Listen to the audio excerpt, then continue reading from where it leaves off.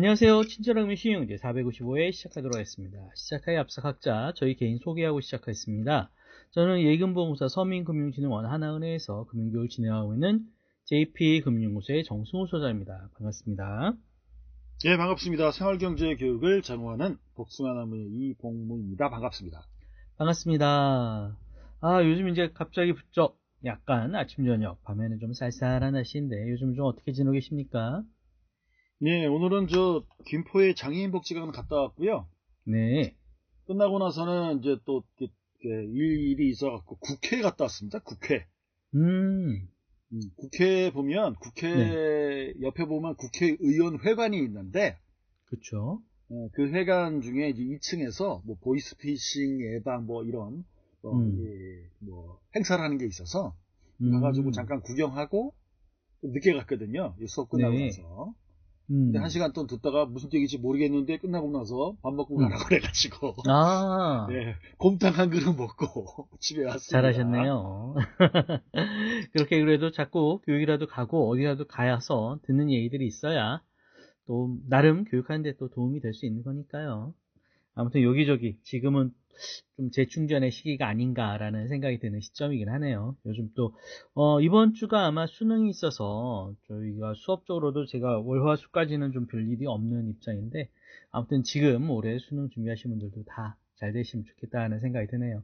물론 들으시는 청취자분의 자녀분들이겠죠. 자, 그럼 저희가 준비한 기사들 가지고서 간단하게 금주 한 주간의 금융 이슈들 알아보도록 하겠습니다. 제가 준비한 첫 번째 기사는요. 원달러 환율 1450원대 진입, 미 고용둔화 우려에 달러 강세라는 11월 7일자 서울경제신문의 기사입니다. 7개월 만에 최고치에 근접했다라고 하는데요. 일단 미국의 고용시장이 냉각, 위험 회피 심리가 자극하면서 달러에 대한 강세장으로 들어서고 있는데 사실 이전에 잠시 좀 떨어졌었어요. 그러다가 사실 오늘 장은 조금 더 떨어져서 미국의 고용지표가 부진하긴 하지만 미국에서 지금 하고 있는 셧다운이 좀 풀릴 것 같다라는 내용들 때문에 주가는 좀 오르고 계속 왔다 갔다를 반복하고 있는 것 같습니다. 그래서 여러 가지 사실 요소들이 한꺼번에 일어나기 때문에 사실은 시장이 어떻게 될지, 외환이 어떻게 될지, 환율이 또 주가가 어떻게 될지를 예측하는 것은 굉장히 어려운 시기인 것 같은데요. 아무튼 전반적으로 봤을 때 기대 심리에 의해서 많이 오르는 것 같다라는 올랐다라는 느낌도 들고 또 지금도 그러한 기대 심리 때문에 좀 오르는 측면도 있기 때문에 좀 주의하셔서 투자에 대한 부분을 좀 보셔야 되지 않을까. 아무래도 겨울에 계속 바라보는 것들에 대해서는 좀 관심 있게 좀 보시면서 내년까지 좀 바닥을 다지시고서 어느 정도 좀 보셔야 되지 않을까라는 생각이 듭니다. 두 번째 기사도 비슷한 내용인데요. 11월 7일자 기사였는데요. AI 거품 우려에 고용 쇼크까지 불안한 미국 시장이다라는 내용입니다. 골드만삭스 IMF까지 AI 거품에 대한 우려를 이야기 많이 하고 있습니다.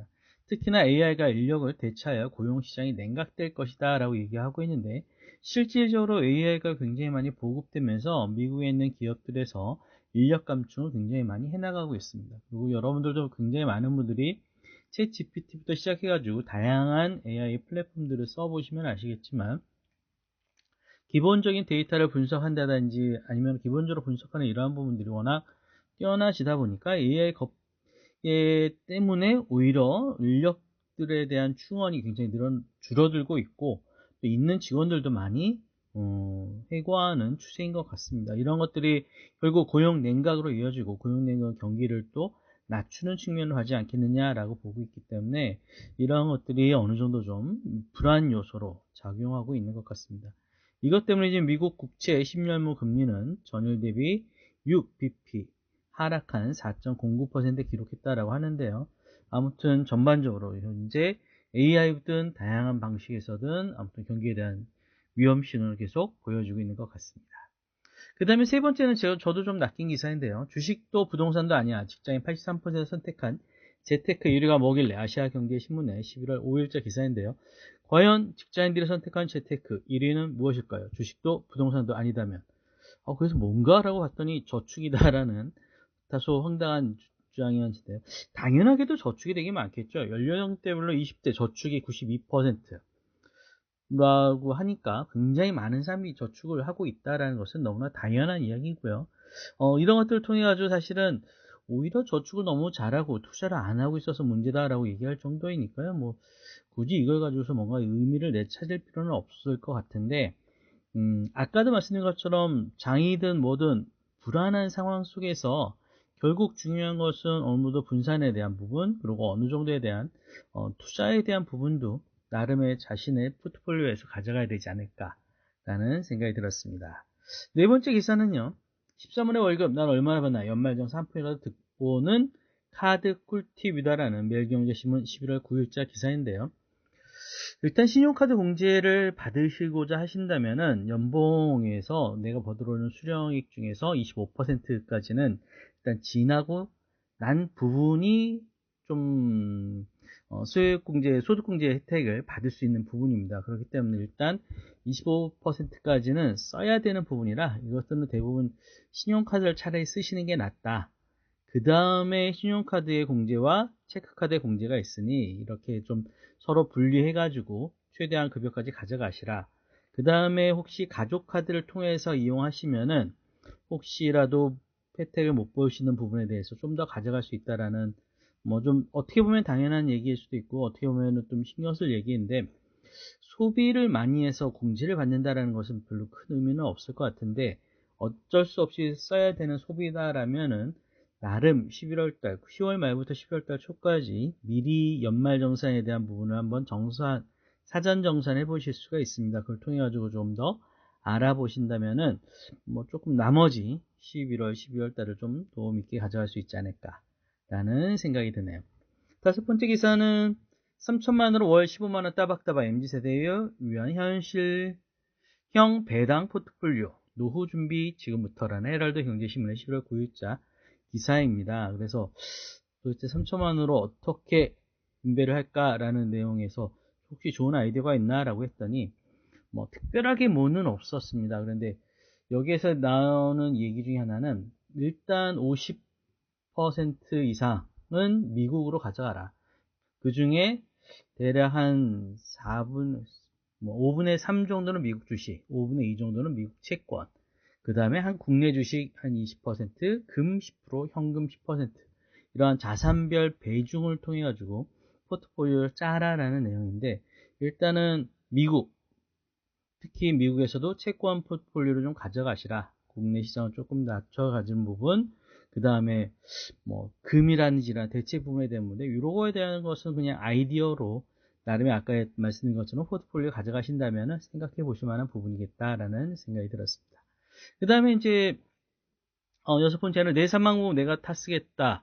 연금화 일주일 만에 신청 500건이다라는 매일경제신문 11월 9일자 기사입니다. 지난번에도 한번 슬쩍 얘기한 적이 있었는데요. 5대 생명보험사의 자료를 분석해서 종신보험을 이른바 연금으로 한 70% 정도가 미리 따서 쓰시고 나머지는 노후 사망 시에 있는 사금으로 이제 유동화하는 측면인데 사망보험금을 굉장히 많은 신청자가 갔다라는 내용입니다. 그래서 많은 고령층이 물론 몰리고 있고 특히나 이제 나 후세에게 물려주려고 하는 주택연금이나 아니면 사망보험이나 이런 것들에 대한 부분을 대부분은 본인이 먼저 쓰겠다라는 생각인데 이거는 굉장히 저도 공감하는 측면이고요. 결국은 남겨주는 것보다는 지금 현재 저희 세대가 위를 봉양하고 아래에서는 버림받을 첫 세대라고 얘기하고 있는데 그런 측면에서 내가 나의 노후를 어떻게 정도 좀 챙겨야 되지 않을까라는 생각이 들었습니다. 마지막 기사는요. 좀 흥미로웠었는데요.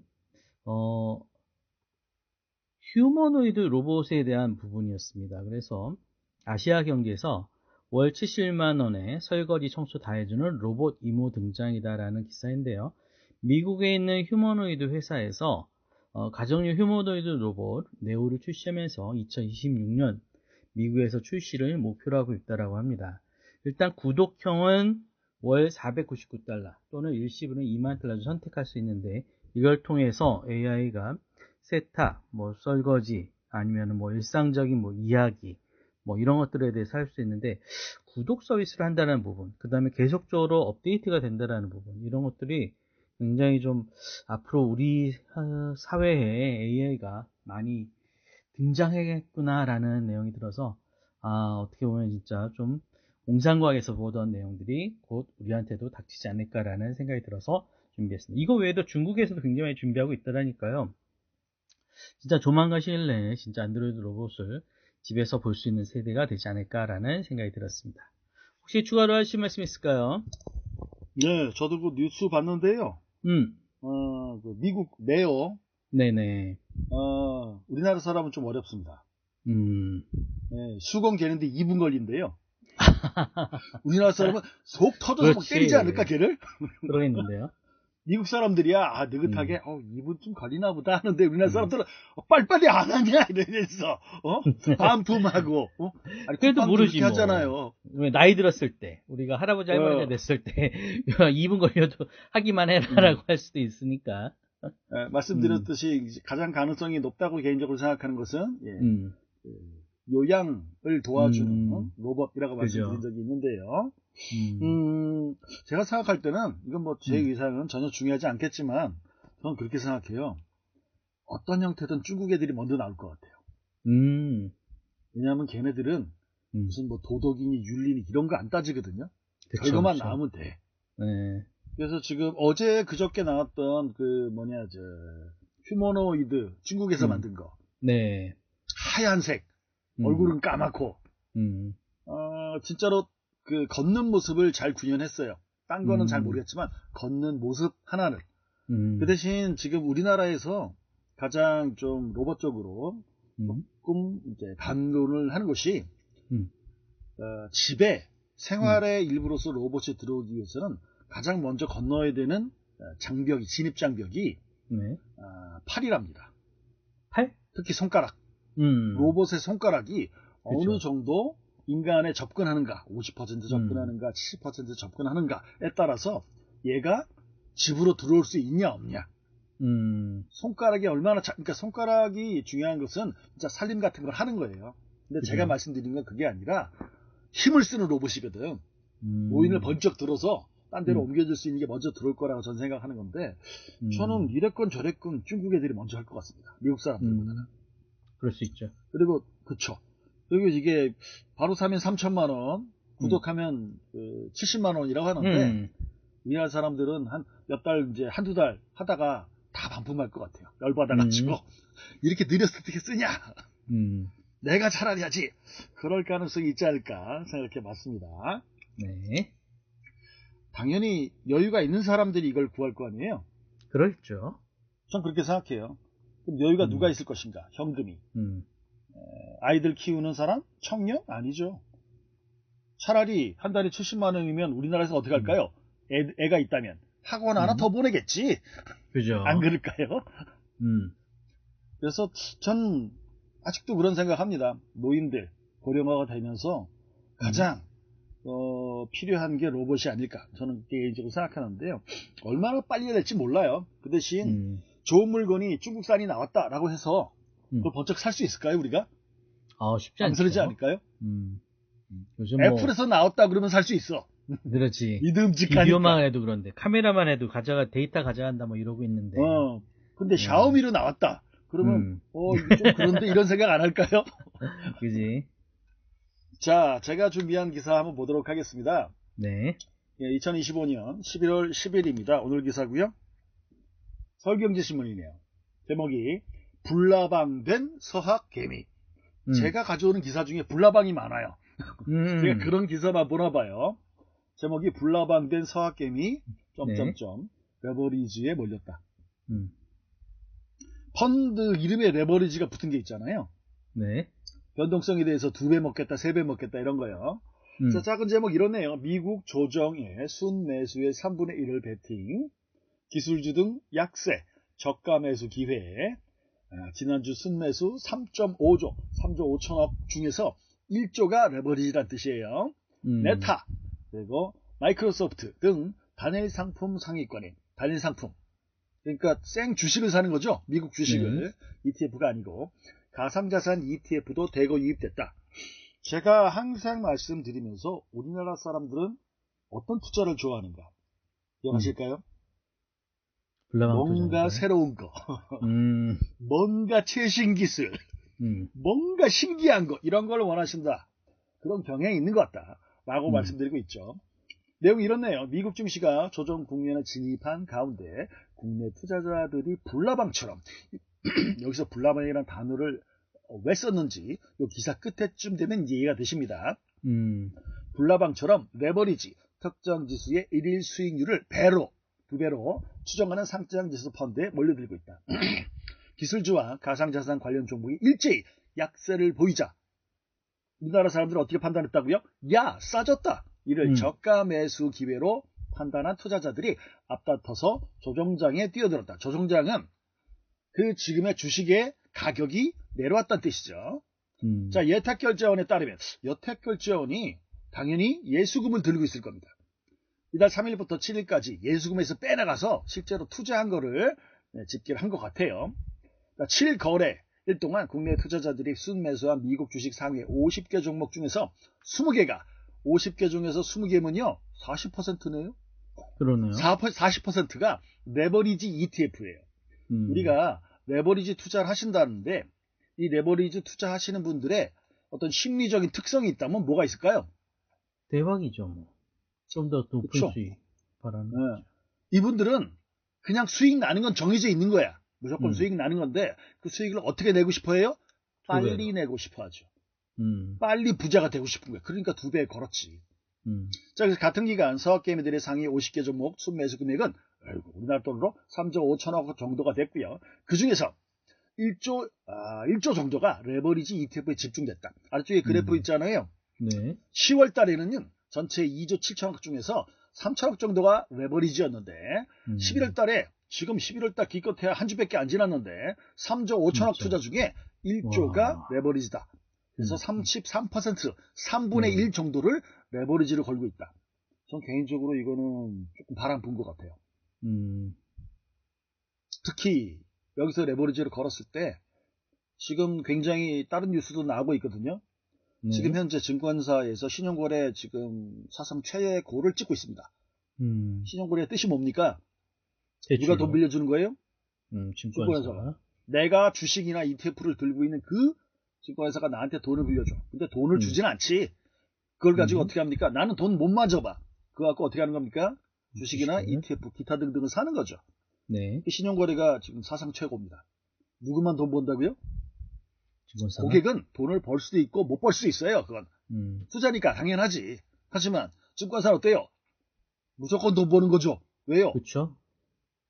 이건 이자 받는 거니까 신용거래 뭐 자체가 보장되는 걸로 받아가면 되니까. 도대체 누구를 위한 투자를 하는 거냐? 나를 위한 투자를 하는 거냐? 증권회사를 투자를 하는 거냐? 꼭 생각해 보셔야 됩니다. 자, 계속 아래쪽에 그냥 보겠습니다. 맨 아래쪽이에요. 자산 얘기가 있네요. 가상자산을 테마로 하는 레버리지 ETF도 자금이 대가 몰렸다. 우리나라 사람들은 신기한 거 좋아한다 그랬죠. 이더리움 선물 가격 정방향으로 2배 추정된 ETF에는 최근 1100억 이상의 개인 순매수를 기록했다. 신기한 거 찾고 계신 거예요. 비트코인, 솔라나 등 주요 가상자산. 아니 솔라나가 넘버2가 아닌데 비트코인, 솔라나가 두 번째로 나왔습니다. 가상자산 레버리지 ETF를 물론 마이크로 스트레 단어도 모르겠네. 마이크로 스트레티지나 아이렌 등 관련 기업의 일일 수익률을 2배로 추정하는 상품에도 투자 자금이 흘러들었다. 우리나라에서는 뭔가 신기한 걸 만들면 만들수록 어때요? 많은 사람들이 관심을 가진다는 거죠. 자, 그런데 운영업계에 있는 사람이 이렇게 얘기했습니다. 운영업계, 자산 운영업계예요. 고위험 상품의 투자 자금이 몰리는 데 대해서 우려를 포함해서 운영업계에서 이 업계에 있는 사람이 고위험 상품에 돈이 몰리는 거 아닙니까? 라고 하면서 투자 자금이 해외로 빠져나가는 현상에 대해서 아쉬움을 표했다. 무슨 소리입니까? 위험한 거 할 건데 왜? 국내에서는 위험한 거 안 하고 어디 거 한다고요? 다 미국 거 한다고. 미국 거. 예. 그래서 운영업계 관계자들은 국내 ETF는 원화로 직접 거래돼서 환전이나 외화 결제에 따른 수수료 부담이 적습니까? 그런 것 같진 않은데 공사 분배금, 지수 구성 등 주요 정보를 한국어로 확인할 수 있어서 해외 ETF 직접 투자보다 유리하다라고 강조했다고 합니다. 근데 청년들이 이렇게 생각할까요? 아니죠. 국내 증권사에 수수료 내기 싫은데? 라고 하기 때문에 해외 ETF 직접 구입을 하고 있단 말이죠. QQQ 같은 거. 그런데 운영업계에서 이렇게 얘기하는 건 너무나 당연합니다. 어차피 돈 들어오는 거 자기네 회사를 통해서 안 들어오고 직접 구매를 하니까 자기들은 그냥 구경만 하는 거죠. 돈 못 벌면서. 네. 자, 그런데 이런 현상이 일어난 것에 영향을 준 기사를 하나 갖고 왔습니다. 이거는 일주일 전 거죠. 연합뉴스입니다. 2025년 11월 4일. 저 이 기사 보고 원래 흘렸어요. 높으신 양반이 한마디 하는 건데 마음에 안 들었거든요. 근데 오늘 기사 보고 뒤져가지고 다시 이거 체크한 겁니다. 제목이 이분이 지금 금융위원회 분이라고 하는데요. 금융위원회 부위원장이라고 합니다. 사진도 엄청 크게 나왔네요. 이름이 나왔으니까 말씀드릴게요. 권대영. 비투도 레버리지의 일종. 적정 수준서 투자해야. 전 말도 안 된다고 생각하지만 높으신 양반은 그렇게 얘기했습니다. 자본시장 신뢰 상법 개정 기업 실적 등 4,000포인트 4,000P라고 했지만 포인트죠. 4,000포인트를 넘었다. 주가 조작 처벌 시에는 시한이 없다. 이렇게 바꿀 모양이에요. 징역형 경제적 이익을 박탈해. 기타 등등인데 다른 기사 말고 비투도 레버리지의 일종이다.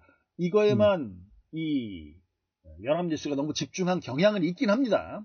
하지만 이런 얘기를 높으신 양반이 책임이 있는 자리에 있는 양반이 했다는 거는 저는 굉장히 부적절하다. 비투가 뭐라고요? 빚내서 투자하는 거. 그죠. 방금 전에 봤던 레버리지 투자, 신용거래하는 것도 비투죠. 빚내서 투자했으니까. 뭐라고 얘기하시는지 보도록 하겠습니다.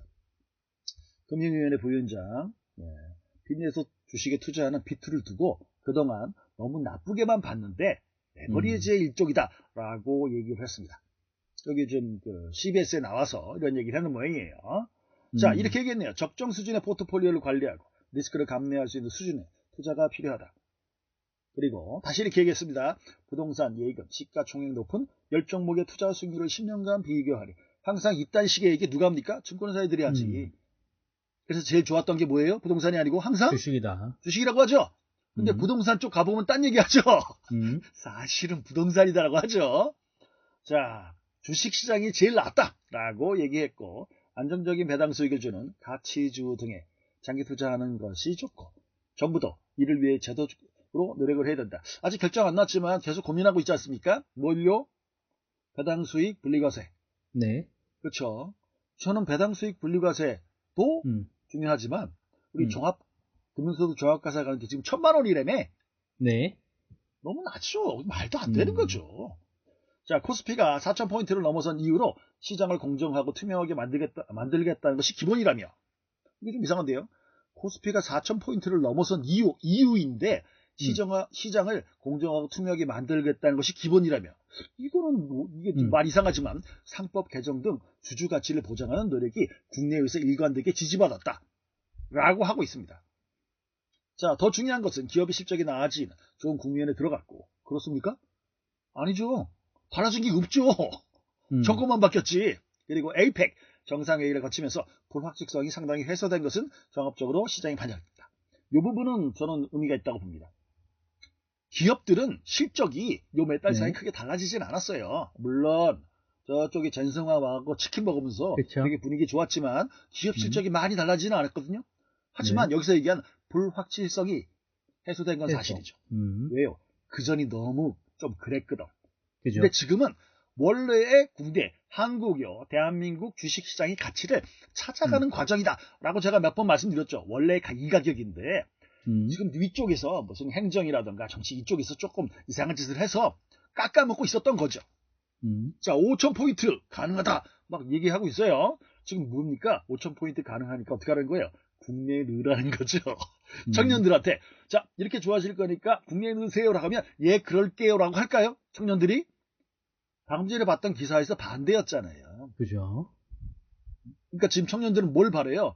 됐으니까요. 세금이나 깎아줘요. 이 얘기하고 있는 거잖아. 근데 투자하면서 세금 걱정을 하려면 전제 조건이 뭐예요? 수익이 나야지. 그렇죠. 그치. 수익도 안 났는데 지금 세금 얘기한다는 게 말이 되냐?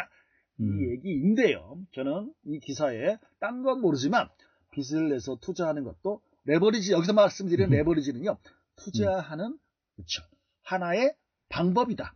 투자하는 전략이다. 라고 얘기한 것은 무조건 반대합니다. 누구를 위해서 레버리지 쓰냐. 자, 다음 기사 보도록 하겠습니다. 다음 계산 좀 짧게 할게요. SBS 네. 뉴스고요. 2025년 11월 6일입니다. 의사 선생님들이 사기치다 걸렸어요. 단독 의료계 불법 대출 278명 적발. 신보 직원도 수사. 이 보면 큰 그림에 신용보증기금이 있고요. 아래쪽에 보니까 돈이 없는 창업자들을 위해 만들어진 대출 제도를 개업하려는 의사들이 브로커를 끼고 악용하고 있다고 1년 전에 보고해줬다. 근데 이런 내용이 있었다. 자, 내용은 이런 겁니다. 소상공인 대출입니다. 유망 창업을 준비하는 사람들에게 자금을 지원해주는 신용보증기금의 예비창업보증제도. 여러 가지 제도가 있지만 여기서는 신용보증기금의 예비창업보증제도입니다. 신용보증기금은 돈을 꿔주는 게 아니라 뭐만 해줘요? 보증만 해줍니다. 자, 그런데 여러 가지 내용이 있음에도 이거를 살짝씩 바꿔가지고 원래 의사 선생님이 받으면 안 되는데 의사 선생님이 받는 것처럼 받는 것으로 도와줬다 이렇게 나오고 있죠. 자, 여기 보니까 지금 뭐 대출 브로커 간 통화가 있습니다. 땡땡 팀장하고 저녁 먹기로 했거든요. 이 사람이 키맨을 좀 많이 소개시켜줬고 이 사람 내년이면 지점장 나갈 것 같다. 자, 우리가 신용보증기금에서 거기 있는 분들을 지점장이라고 부릅니까? 아니죠. 당연히 지점장이면 어디 지점장일까요? 은행 같은 거겠죠. 네. 그러니까 도와준다고 하는 거겠죠. 자, 불법 대출을 받았던 의사들한테 접근해가지고 이렇게 했답니다. 대출금을 돌려받아 잠적한 등 2차 사기를 벌였는데 의사 선생님도 뭐예요? 대출 사기당한 거죠.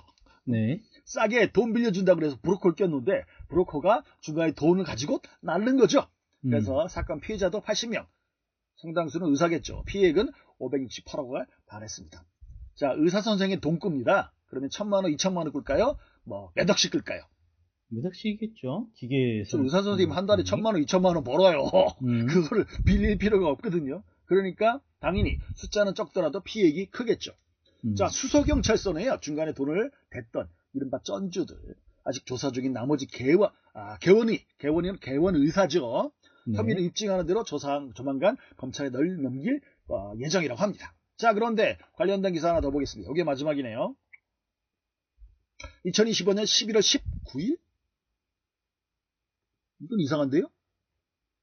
11월 19일이 말이 됩니까? 이 좀 이상하죠? 그러니까? 이게 이상해요. 자, 메디칼 타임스. 미래에서 온 기사네, 미래에서. 자, 변호사가 쓴 글입니다. 제목이 의사가 대출 사기에 연루된 사연. 의사도 자영업자이기 때문에 자영업자 대출을 받을 수 있지만 제한이 되게 많이 걸려 있습니다. 5월 26일. 자, 여기 뭐 5월 26일. 그렇죠. 여기는 5월 26일이라고 돼 있죠.